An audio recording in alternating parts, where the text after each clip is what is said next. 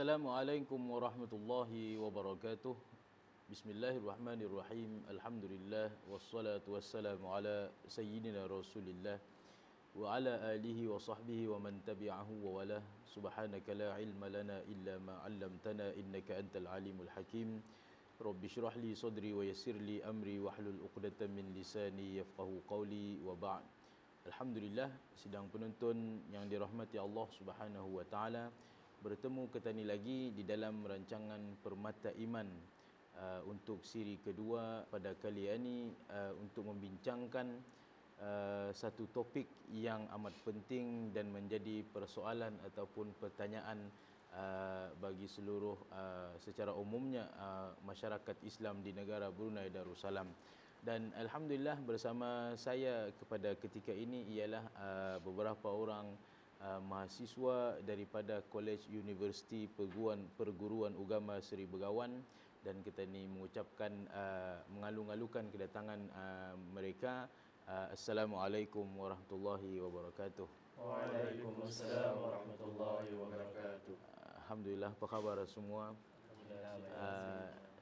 Alhamdulillah, kita ni di sini akan membincangkan satu topik ataupun satu tajuk, iaitu berkaitan dengan talqin, iaitu talqin bacaan-bacaan yang tertentu terhadap si mati ataupun orang yang akan sedang nazak, orang yang sedang nazak. Jadi rasanya ini sudah semua maklum apa talqin dan bila biasa kena lakukan talqin dan untuk siapa. Okey, kita teruskan perbincangan kita ni. Talqin sebagai pengenalan dulu. Talqin dari segi bahasa, ia maksudnya mengajar. Dia mengajar, memahamkan ataupun menuturkan secara lisan. Talqin macam kita ni menyuruh membaca seseorang, kita ni talqinkan la ilaha illallah, lalu seorang tu mengikut la ilaha illallah, tu maksud talqin. Adapun menurut istilah, talqin ialah mengajar dan mengingatkan kembali orang yang sedang nazak ataupun mayit. Ada dua. Satu, mengajar orang yang sedang nazak ataupun mayit, orang yang telah mati.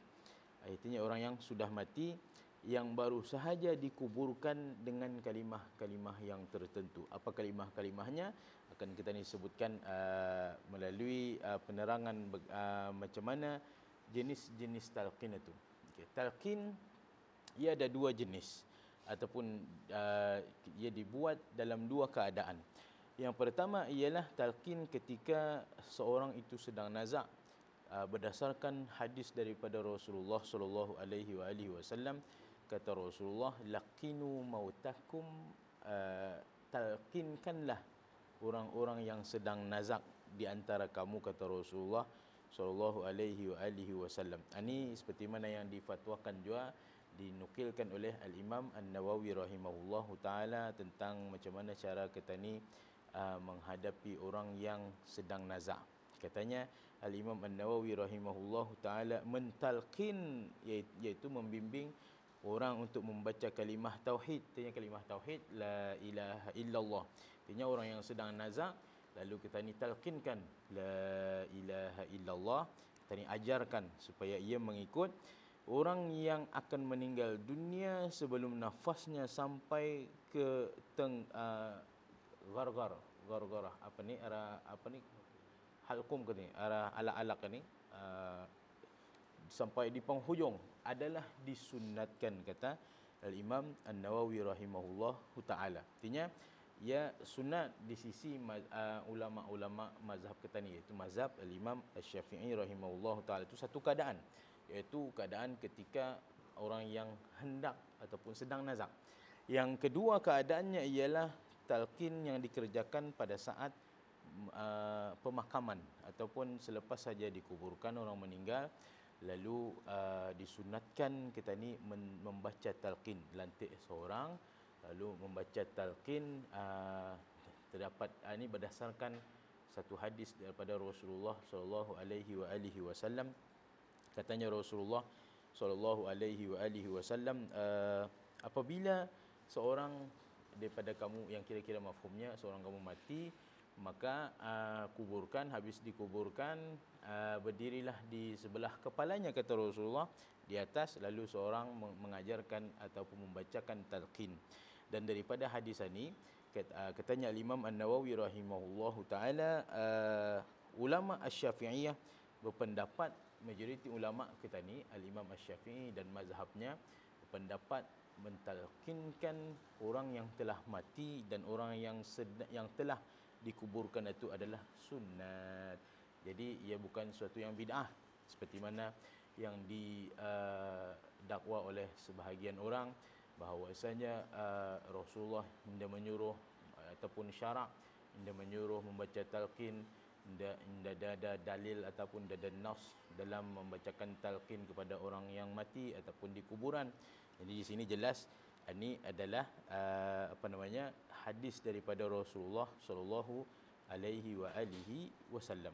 Ini seperti mana yang dipendapatkan juga, dikatakan juga oleh majoriti ulama Asy-Syafi'iyah itu dalam mazhab, dan bukan sahaja mazhab Imam Syafi'i sahaja, bahkan mazhab-mazhab yang lain pun ada yang memberitahu sunat untuk kita ni membaca talqin kepada orang yang telah mati, iaitu waktu di kuburan. Ya, alhamdulillah.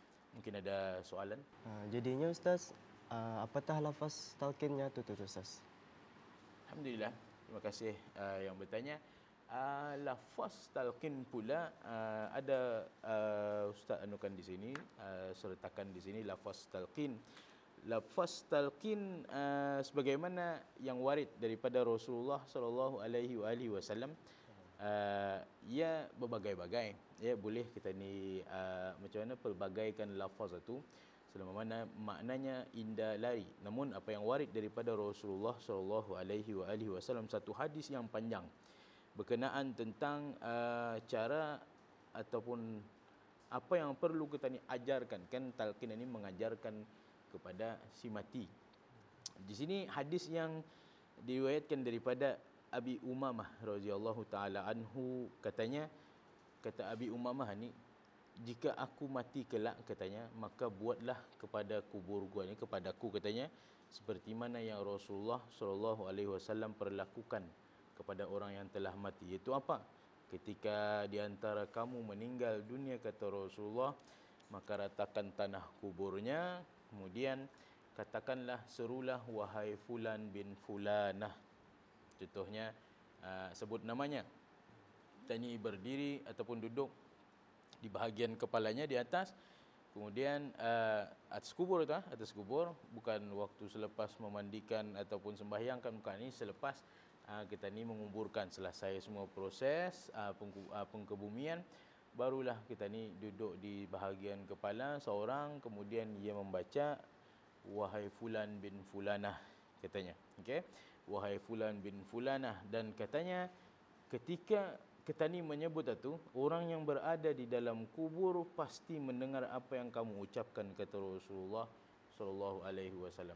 Orang yang berada dalam kubur pasti mendengar kita ni menyeru itu, wahai fulan bin fulanah.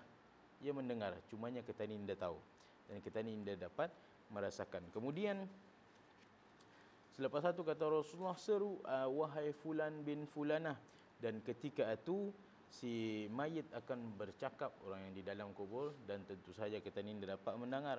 Berikanlah kami petunjuk, ajarkanlah kami, katanya.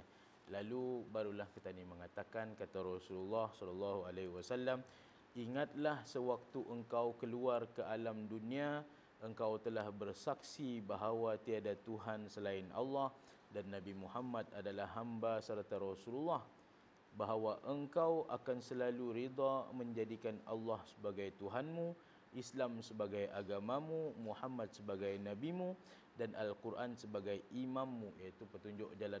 Ini semua di antara kalimah talqin ataupun lafaz talqin yang boleh kita ni lafazkan ketika kita ni membacakan ataupun mengajarkan kepada si mayit. Ini berdasarkan daripada yang ditunjukkan oleh Rasulullah sallallahu alaihi wasallam sendiri. Walaupun hadis ini dinilai oleh majoriti ulama kita ni sebagai hadis dhaif, iaitu lemah, namun Sayyid Profesor kita ni, Profesor Sayyid Alawi Al-Maliki Al-Hasani, seorang ulama Mekah, katanya walaupun hadis ini dhaif boleh diamalkan, katanya tidak ada masalah selama mana ia tidak ada terlalu dhaif ataupun ia berkaitan dengan akidah dan sebagainya, maka ia boleh kita ni amalkan. Kesimpulannya, lafaz talqin yang ada ini tersebut dalam hadis baginda Rasulullah sallallahu alaihi wasallam. Harapnya jelas.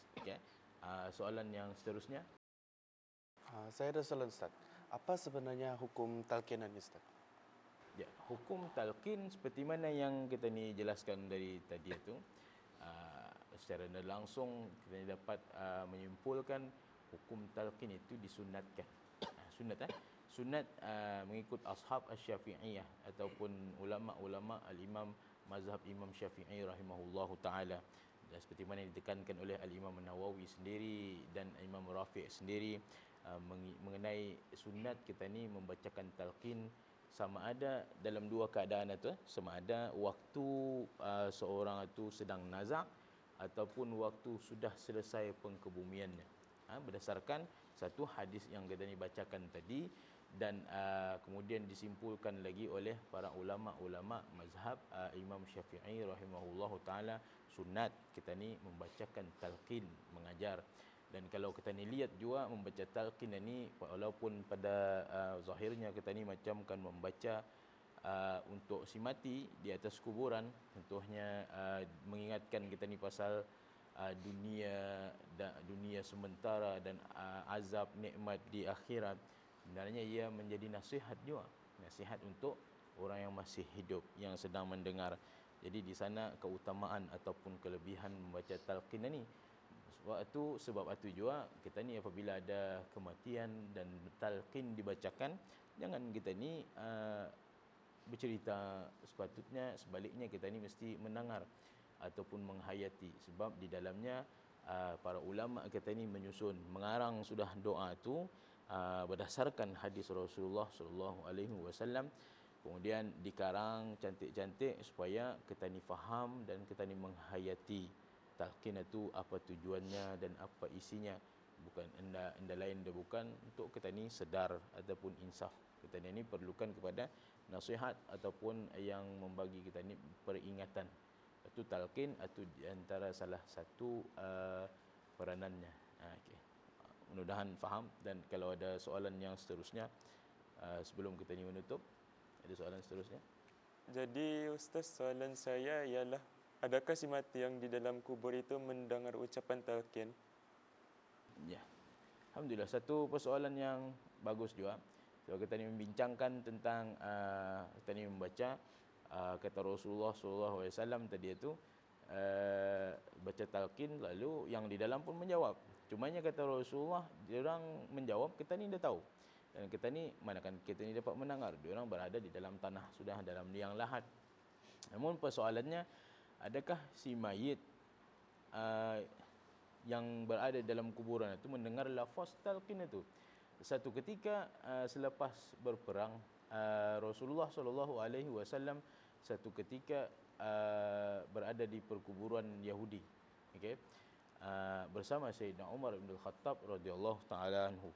Kemudian Rasulullah indah semena-mena mengatakan apa yang kamu rasa kepada orang yang di dalam, orang yang di dalam kubur itu, orang yang sedang berada dalam kubur. Lalu Sayyidina Umar pun mengatakan, adakah dia orang mendengar apa yang kau katakan wahai Rasulullah? Lalu Rasulullah pun beritahu, katanya bersabda, dia orang lebih mendengar daripada kamu, katanya. Artinya ini sebagai penekanan ataupun penjelasan nas ataupun dalil bahawasanya si mati yang berada dalam kuburan mendengar apa yang dilafazkan. Maknanya apabila seorang membaca talqin, apabila kan kalau kita ni tahu lafaz talqin seperti mana yang kita ni amalkan di negara Brunei Darussalam, apabila datang mungkar dan nakir bertanya ni, katakanlah macam ni, katakanlah macam ni, macam tu, katakanlah la ilaha illallah dengan penuh kekuatan, katanya ketetapan. Itu semua akan menjadi panduan kepada orang yang berada di dalam kubur menurut hadis ataupun nas yang telah kita ni utarakan tadi itu. Artinya orang yang berada dalam kubur mendengar. Bukan saja dengan macam itu, bahkan orang yang berada dalam kubur mengikut perbincangan ataupun para ulama mengatakan diorang tahu apa yang orang luar buat, lakukan. Yang tahu macam mana, diorang tahu melalui perkhabaran orang yang meninggal. Artinya orang yang meninggal, datang orang meninggal yang baru, ia akan menceritakan macam mana si fulan, macam mana anakku, macam mana biniku katanya, macam mana saudaraku. Ia pun yang kenal beritahu ia macam ni. Artinya itu keadaan di alam barzakh.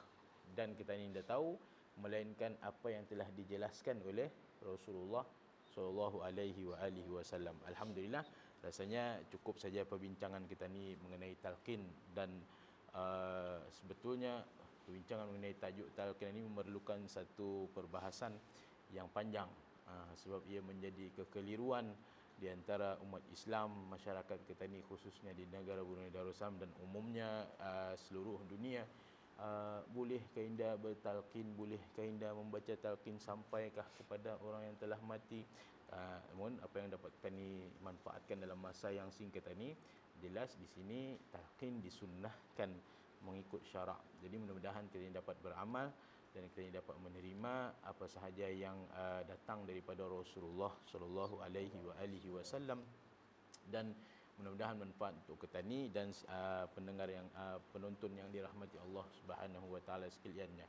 Untuk itu kita ni sudahi rancangan Permata Iman kita ni pada kali ini. Aqulu qauli hadza wa astaghfirullahal azim li wa lakum. Assalamualaikum warahmatullahi wabarakatuh. Waalaikumsalam warahmatullahi wabarakatuh.